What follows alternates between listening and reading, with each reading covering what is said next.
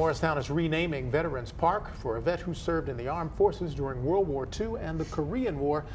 We honor him and thank you for joining us. I'm Brian Jenkins. And I'm Roxanne Evans. Well, News 12 New Jersey's Rick Holmes introduces us to one man who is still working hard to spark patriotism in his hometown. It's a story you'll see only on 12.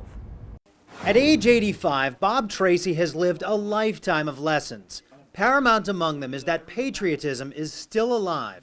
It was sparked in him during his time in the Navy in World War II.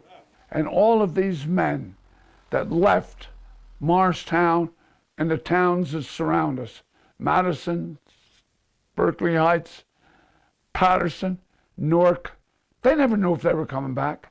Bob won the welterweight championship of the 3rd Fleet while fighting in the Pacific. He came home, joined the National Guard, and married his wife Mary at St. Margaret's Church in 1949. But the marriage almost ended before it began. A year later, Bob was called to action in the Army, stationed stateside during the Korean War. I can remember the day that I left in the Army.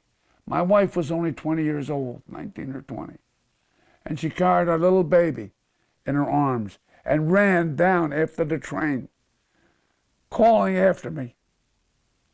I was choked up and never said a word till we hit Fort Knox, Kentucky. Bob returned home to Mary 2 years later. He became a carpenter and later served 3 decades as Morristown's postmaster. He was an usher at St. Margaret's for 60 years, and he became a lifelong member of the American Legion, looking out for his fellow vets.